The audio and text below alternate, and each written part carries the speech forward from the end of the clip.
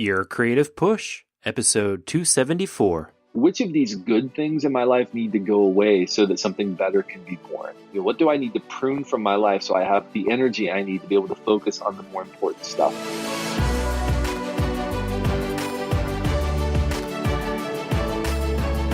Welcome to Your Creative Push, the podcast that pushes you to pursue your creative passions.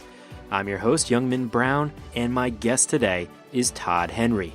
Todd is the author of The Accidental Creative, Die Empty, Louder Than Words, and his new book, Herding Tigers, Be the Leader That Creative People Need.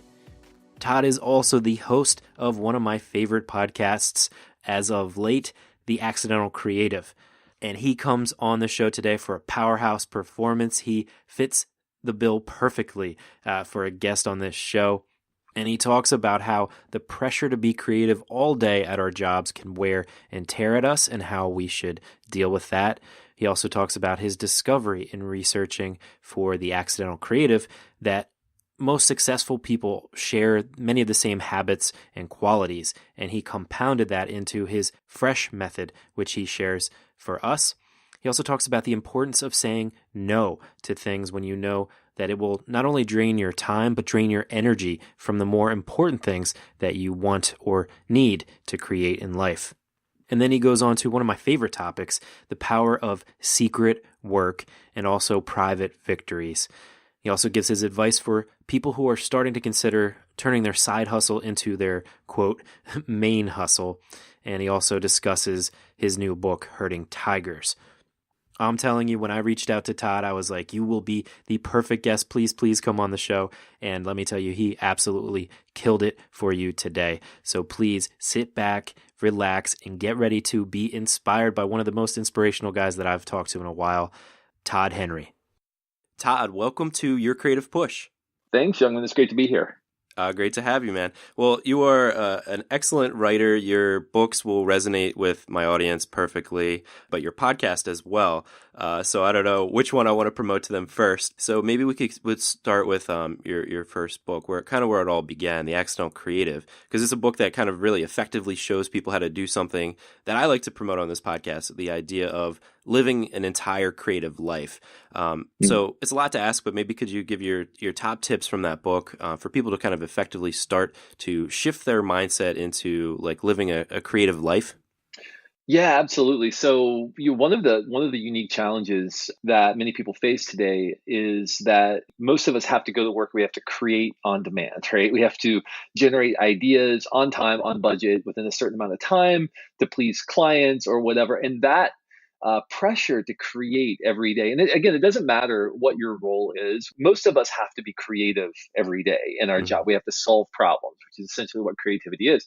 And over time, that pressure can wear and tear on you, on your motivation, on your energy, on your ability to focus, because we're not wired to produce creatively like machines. I mean, the creative process is not machine-like. It's not predictable input, predictable output. And so over time, no matter how talented we are, no matter how driven we are, no matter how much we love what we do, we can become worn down if we don't have practices and rituals in our life to disintermediate that pressure, to punctuate our lives and give us a sense of rhythm rather than functioning like machines. So as biological beings, we are not machines. We are wired for rhythm, and we have a certain amount of time that we are awake and we're asleep every day because our bodies require recuperation, require rest, and in the same way, our minds require a sense of rhythm. We can't be in create on demand mode perpetually. So one of the things that I discovered in researching The Accidental Creative over the course of many years, actually, this is the result of leading creative teams and some of my own struggles with how do we keep people prolific, brilliant, and healthy all at the same time, which is kind of the big challenge, was that most of the highly producing creative pros that I worked with had a set of rituals in their life or practices that they engaged in to help them punctuate that pressure and to help them stay prolific, brilliant, and healthy. So they had rituals in a handful of areas. So just you asked for the kind of the top tips. I'm just going to give you the top line areas where they seem to have practices. The first was in the area of focus. They seem to have a way of defining problems and helping themselves get to the core of the problem very quickly, what it was they were trying to solve. very, very, very quickly. Creativity is problem solving, but if we haven't defined the problems we're trying to solve effectively, then we're not going to be able to effectively solve those problems. So even just winnowing down the most important problems you're trying to solve to the most important problems, or I call them the big three problems that you're trying to solve at any given moment, can be very helpful in helping you gain focus in your work. The second area was relationships. And relationships are about the people that we're connected to, but often we fail to put intentional effort into developing relationships that help us stay aligned and focused and stimulated. Instead, we just have relationships of obligation or convenience. But one thing that I discovered about highly productive creative people is that they tend to build intentional relationships in their life where they're having conversations that spark new thoughts, that inspire them, that challenge them, that help them to grow in some capacity. So we have to be intentional about the relationships we build or the people we surround ourselves with if we want to continue to produce and be prolific, brilliant, and healthy. The third area is energy. We tend to think that if we have enough time, we can physically squeeze something into our life. So, oh yeah, there's time on my calendar. Sure, I'll take on that commitment. But what we don't account for often is the energy required to be able to do that work or to be able to produce something. So, one thing I discovered that highly productive people do is that they manage their energy, not just their time. Meaning that they will often say no to something, even if they have the physical time available, because they recognize that the energy drain of taking on that commitment is going to cause them to lose their capacity to be able to produce in other more valuable contributive areas of their life. So one very simple practice that I prescribe to people is to practice pruning in your life.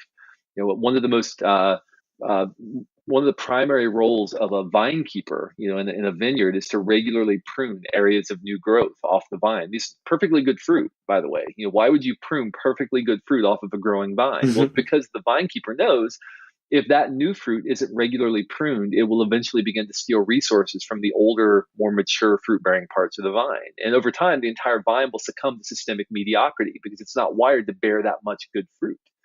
And, as creatives, we don't struggle with new fruit on the vine, new ideas, new projects, new things we want to do. What we're terrible at is saying no. We're terrible at pruning because we're afraid we're going to miss out on something great.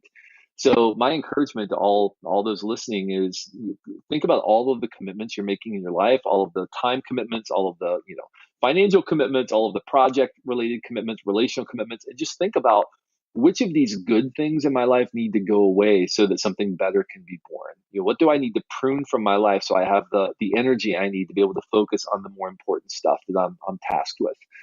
The fourth area is stimuli. So we have focus, relationships, energy, and then stimuli. And these are the things that go into your head. If you want great creative output, you have to have great input. You have to be mindful of the kinds of things you're putting in your head. So do you take time to study? Do you take time to fill your mind with inspiring thoughts from other people? Do you take time to sharpen, to hone your perspective? Are you filling your well with inspiring art, with inspiring videos of people sharing new ideas, new concepts? Are you challenging yourself to look at things through a different lens, to see things from a different perspective, even reading things that disagree with your current point of view? Just pushing yourself off center, forcing yourself back on your heels a little bit can do a lot to help you gain a better sense of perspective and also bring a new kind of energy to the work that you do. So what are you doing to fill your well, to inspire yourself, to sharpen your mind, to fire your engines? What are you doing to keep yourself inspired? And then the final area is hours. And this is about where we spend our time. Time is the currency of productivity, but many creatives default to an efficiency mindset rather than an effectiveness mindset. So we'd rather crank out a bunch of stuff that's uninspired because it makes us feel productive, rather than taking the time to step back and to produce, to maybe spend our time very inefficiently, but ultimately produce something that we're more deeply connected to or that we know is actually more reflective of our capabilities. So one of the very simple practices, especially for creative professionals, that I often prescribe is something I call unnecessary creating, or I've kind of taken to calling it secret work. Most of our work is done in public. It's work that's done for public consumption. It's being judged. We're being paid for it. And so we're kind of shaping it according to whatever other people want from us. But, when we do that and we do that exclusively, we lose touch with our core love. The reason we got into the work we do in the first place. And so we start off doing work we love, and we're like, I can't believe I get paid for this. Are you kidding me? And then pretty soon it becomes all about getting paid, and it's not about the work that we love anymore. So my challenge to people is, do you have any work in your life that you do purely for yourself, secret work that you're not sharing with other people? It has nothing to do with what other people want from you. You're just doing it for the sake of being able to express yourself, sharpen your skills, do something new, keep the fires of your creative process alive. So that's secret work. It's one of the practices under hours that I talk about. So those are the 5 areas: focus, relationships, energy, stimuli, and hours. They spell the word fresh. Unfortunately, they do, but they spell the word fresh. And if you are diligent, if you're purposeful about building practices in those areas, then you increase the likelihood that you're going to have ideas when you need them most. And you're also disintermediating this machine-like mindset that we have in the workplace, and instead you're instilling a sense of rhythm in your life, which is more naturally how you're wired as a human being. Right. Well, and I love that idea of secret work, and it's something that I always try to promote, is always doing something that inspires yourself. Because a lot of times, like you said, you're like, oh man, I can't believe I get to do this. I get paid for this. I found a way to like incorporate this into my life. But then it's, as you like settle in, you start to resent it. And I know you talked about secret work on the podcast recently. My question was, what happens like when we do that secret work to like continue to give ourselves that drive and that enthusiasm for like being a creative person, but we do that, but we still resent the public work? So when we feel like the work that we create is not being valued, we're not being listened to, then of course we're going to take that as a personal slight, and we're going to begin to resent the people who we feel like aren't giving us our due. I mean, creative people need to be known, they need to be seen, they need to feel like the contribution is valued. Even if it's not accepted, it's valued, right? So, hey, your direction isn't necessarily the way we're going to go, but we really value your input, and we're thankful for it because it helped us sharpen our perspective on this. That's good enough for a lot of creative people, just to know that they were listened to and that their input was valued. That's great, right? Anything else that they take offense to often is an internal conflict and not an organizational conflict that needs to be dealt with, right? It's a personal hurdle that they have to learn to get over, because frankly, you don't always have the best ideas. I don't always have the best ideas, right? So the sense of entitlement or ego that says I always have to have my way is a huge impediment to a lot of creative pros. We just have to learn to get over that. But I think that one of the things that secret work does for us young men is it gives us a portfolio of activity in which we can invest. And, when we begin to do secret work, when we have work on the side that we're doing, it releases the pressure sometimes of feeling like we have to accomplish all of our creative ambition through our on-demand work. And I think some people feel like, and we've been sold this bill of goods that says that your entire life and your entire identity is needs to be funneled into this really narrow spectrum of activity you do called your job. And any impact you're going to have in the world has to happen through your job. And these are the tribal stories that we tell. And it's unfortunate because if you look at the grand scope of history, a lot of the great contributive work throughout history was done on the side. It was done by people working other jobs and pursuing hobbies, doing secret work that eventually became public work. Of course, I mean, my company, Accidental Creative, started as a secret work project. I mean, it wasn't necessarily secret because it was a podcast. It was kind of putting it out there, but it was a side project. It wasn't intended to become a thing. It was just something I was doing to help express some of the things I was learning, right? And so, I think that if you look at some of the most contributive work throughout history, you'll find that it was done kind of on the side, not as a side hustle, not as a side business to make income or whatever, but just as a way of having an additional area in which to invest creative energy. And when you do that, it releases the pressure valve often from you, feeling like you have to you have to win everything at work because this is the sum total of the value that you're creating on this earth, right? Right. So I think that's what it does for us. And we have to combat this myth that says that your job is your identity and your job is your contribution. I know that that's a really tempting thing to want to fall into, but we can't do that. I mean, and it's not reality, and we have to give ourselves the freedom of recognizing that your job is one aspect of your portfolio of your body of work. And, there are many other ways you can invest and should be investing in that body of work beyond just your job. And secret work is a great way to do that. Right, and it's so important.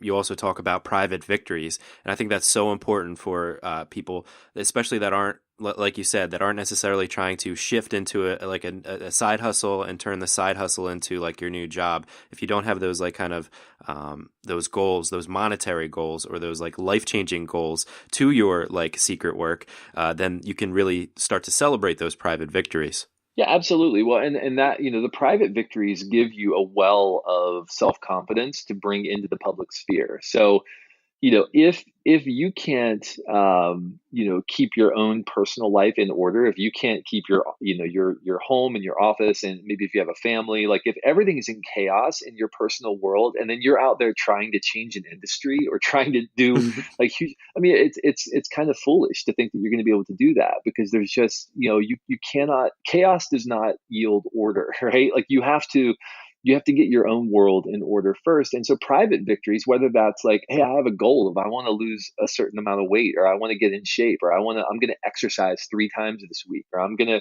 have that difficult conversation with my family member or my friend that I've been on the outs with, or I'm going to, those little private victories, as much as they seem like they're completely unrelated to your public work, they're actually critical and integral to your ability to bring yourself fully to your public work. Private victories bring stability and a self-confidence to your life that give you then the capacity to engage more fully and freely in those public types of activities that you do. Now, when we're working on our secret work and we start to get that feeling like, all right, this thing is like not only important to me, but I feel like this is important to the world, and maybe it is this thing that I should shift into, this thing that I should make like kind of the biggest part of my life, and try to find a way to shift my life. How do we know when those like signs start to like come in, and when we should actually start to kind of put all of our energy into the side thing that we're doing, the secret work that we're doing, and maybe start to think about going away from the thing that we've been kind of defining ourselves by, like our actual job? Yeah, so I think a couple of things. First of all, I think people think that time happens much, much earlier than it really Yeah, yeah. does. I think we want, the moment we see any glimmer of hope that something could work, we want to jump into it immediately. And so if you're starting a side business, my advice to people, and listen, all advice is local, so please, don't take this as some sort of gospel truth about this, because I mean every situation is different. It depends totally on your financial situation, your family situation. I mean, if you're like young in your mid 20s, I know it, and you have no family obligations, and maybe you have an apartment or whatever, and you don't have like a whole lot of debt. I know it feels like there's a tremendous amount to lose by taking a risk, and usually that feels like, oh, my friends are getting ahead of me, or I'm going to miss a couple of years of income because whatever. I know it feels like a tremendous risk, but really that risk is not nearly as significant as you're in your mid 30s, you've got a family, a mortgage, a job, a steady job, expectations, you have obligations, you're a member of the community, you're involved in, like there are a lot more risks involved in that scenario, because there are more people being impacted by your decision than just So I think all situations are different, and you have to really take into account, am I artificially escalating the perceived consequences here, or are these consequences real for me? And am I allowing what I perceive other people doing to influence my decision? So we have to be really careful about that. And there's a tremendous survivorship bias too that we have to be wary of. We tend to celebrate the stories of people who have taken huge risks and have conquered the world. And the reality is that, a lot of people end up, most people end up not in that position. So we just have to be very realistic about it. Now, that said, I am one who has taken a risk. I left a job. I had a family, I had a mortgage, all of that. I left a job that was pretty stable in order to start a business. And the way that I always tell people it happened for me is when the moment at which I felt like I had one foot on the shore and one foot on the boat. And the moment that I felt like the boat was leaving the dock and I had to make a decision, either I was going to stay on the shore or jump in the boat. But if I stayed where I was going to end up in the water, right? Like I could Mm. no longer sufficiently service both of these things, because one of them, the side thing was growing to the point where I saw the potential of it, and it was an imminent thing. And I had I had built a runway to allow me some space. I mean, the other thing people don't consider is that most businesses fail within the first 2 years, not because it isn't a good idea and not because they don't have the technical know-how to make it work. They fail because of a lack of cash. They fail because they simply run out of runway. They just don't have the ceiling to be able to continue pursuing it. And so one of the things I was trying to be very careful about is I saved everything I earned for the first number of years doing this on the side so that I would have, and honestly, I had 2 years of runway before I launched out. Now, some people might say that was crazy, that was too much, and I ended up not needing it, and that's fine. But I didn't want the reason that it failed to be because I didn't have the runway to be able to make it happen. I wanted to make sure I could at least get it off the ground. And even if it crashed, at least I would be like, okay, I got it off the ground, Right. yeah, sure, it crashed, but I didn't want to end up with too little runway to get it off the ground. So, that would be my advice to people is know what kind of runway you need in order to be able to get it off the ground, and make sure that the reason you fail isn't because of a lack of cash. Make sure it's because the idea doesn't work or because, the market isn't quite what you thought it was or whatever, but make sure it's not because you don't have enough cash. And number two, make sure that that you understand what it is you're really getting into.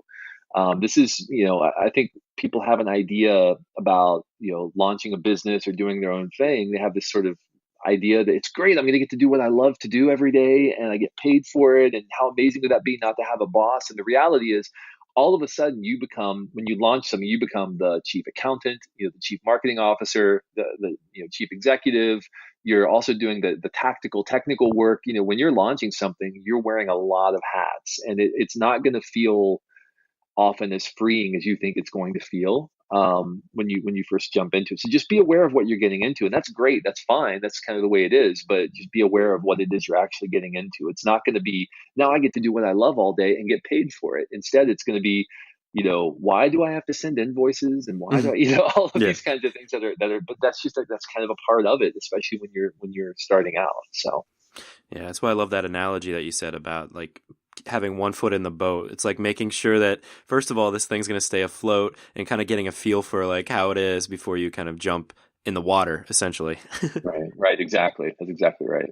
Before we talk about your new book, I just wanted to you have this quote that you say at the end of every episode, which I think is so important for creative people to kind of keep in their mind. That's why I love that you say it every time about cover bands. Could you just quickly talk about that?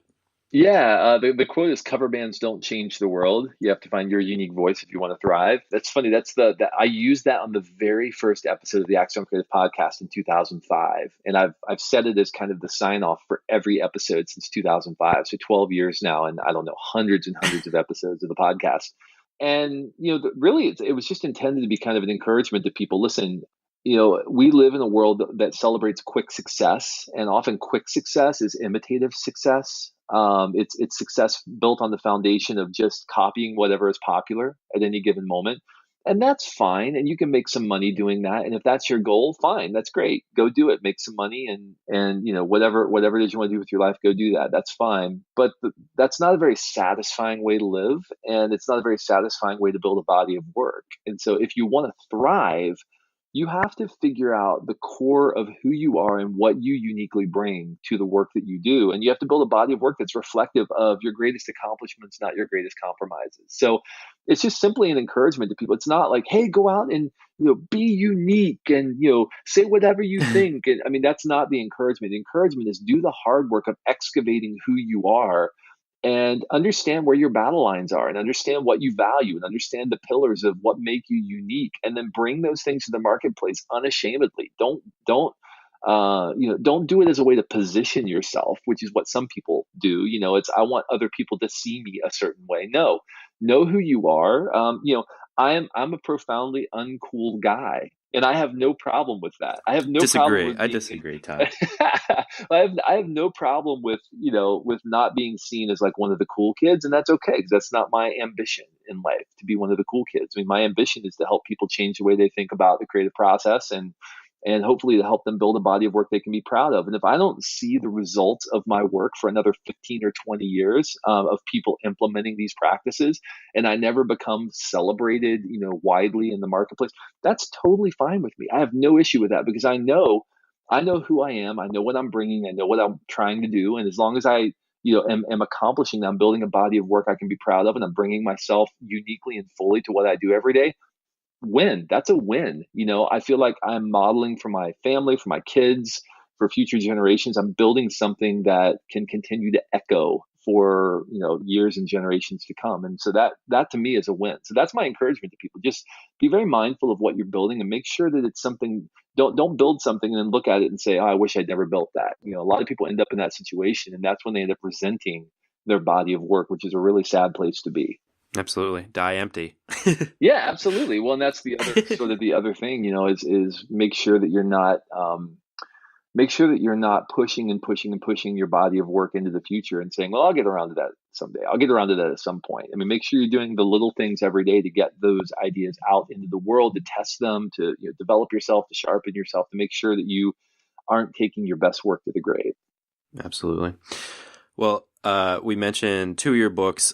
Let's get into the book that is coming out in January.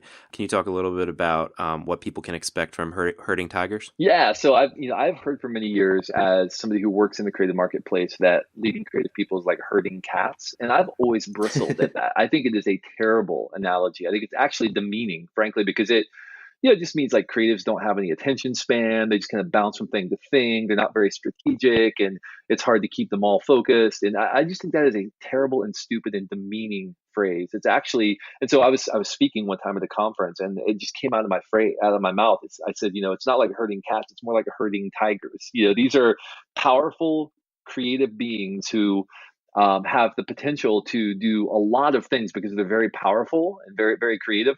But if you don't treat them right, they also have the ability to rip you to shreds. So just, Yeah. they have to be strategically and individually led. So that was kind of the basis for it. And so I really wanted to write a book that helped people understand the unique challenges of leading creative people, because many people who lead creative teams have never been trained how to lead. They were great designers or writers or whatever, and then all of a sudden they were thrust into a leadership role and they were told, "Okay, go lead these people." And they're like, "Well, okay." Well, the only example they have is maybe their former leader, who might have been a jerk or or completely incompetent, or maybe they were great. I don't know, but they don't have any clear roadmap. So I wanted to write a book that was a roadmap for leading creative people and would help people understand some of the unique challenges of creative work, but also, give them some encouragement and just some very practical rituals and practices and questions and things like that they can implement with their team to help them be prolific, brilliant, and healthy. So that's really what the book is about. It's about being the leader that creative people need.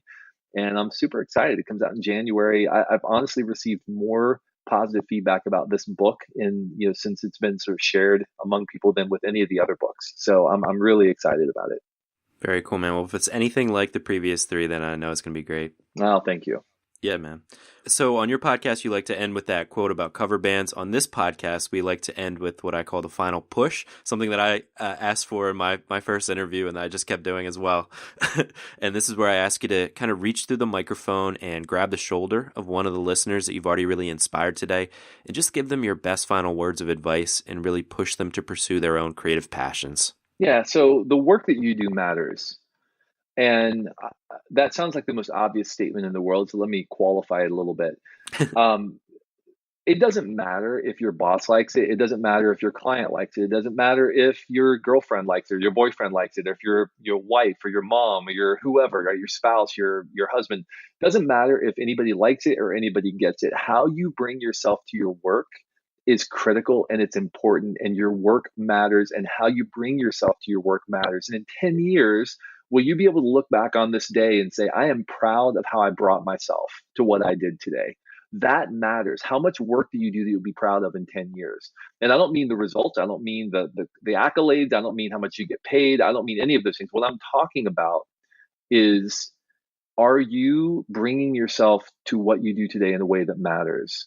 And if you do that consecutively enough days in a row, then you're going to build a body of work you can be proud of. You can't help but do that. You may not always be successful. You won't always be successful, but you can look back on your life and your career and your work and say, "Yes, that is a body of work I can be proud of. That is the sum of my greatest accomplishments, not the sum of my greatest compromises." Excellent, man. Todd, thank you so much for coming on the show today and for giving us that push, man. Yeah, thanks so much. And thanks for having me on. Thanks for all the great work that you do. Of course. Thank you. And you can find Todd on his website, which is toddhenry.com, or you can check out the Accidental Creative Podcast. I highly recommend it. If you like this podcast, you will love the Accidental Creative Podcast. And again, head to his website to get the new book and the old books. I can't recommend them enough. Todd, thanks again, man. Hey, thank you. What did I tell you? I told you that Todd would kill it.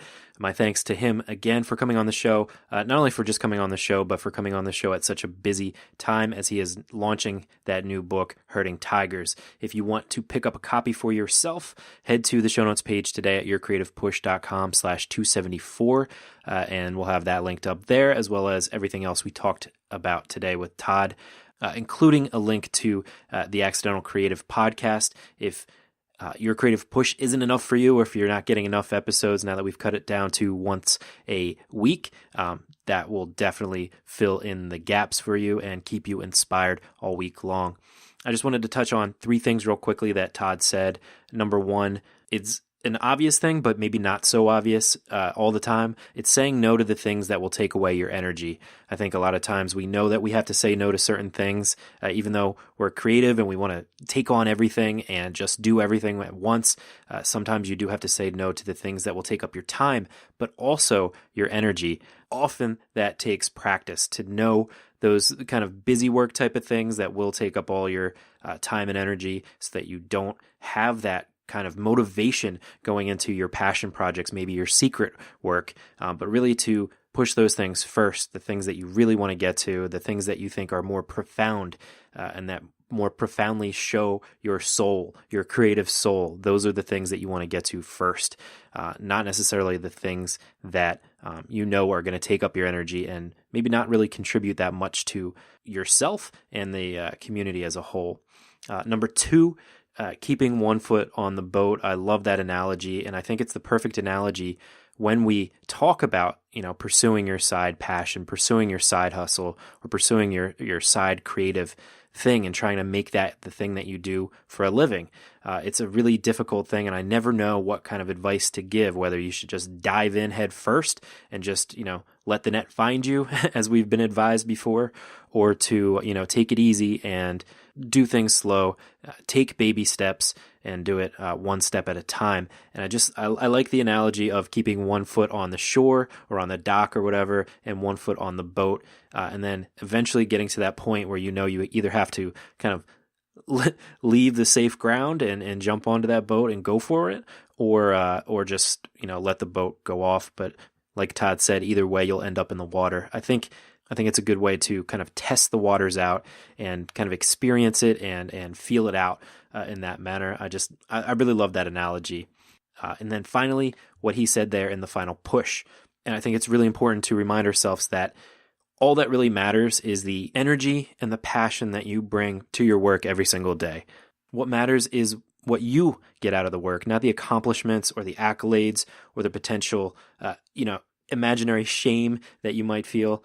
Just don't worry about that stuff. Worry about how it makes you feel and what it brings to your life. That's, at the end of the day, the only thing that matters. And that's why it's so important to do that secret work, or to see everything you do really as secret work that's really just for you. Satisfy yourself first and worry about all of that other stuff later on.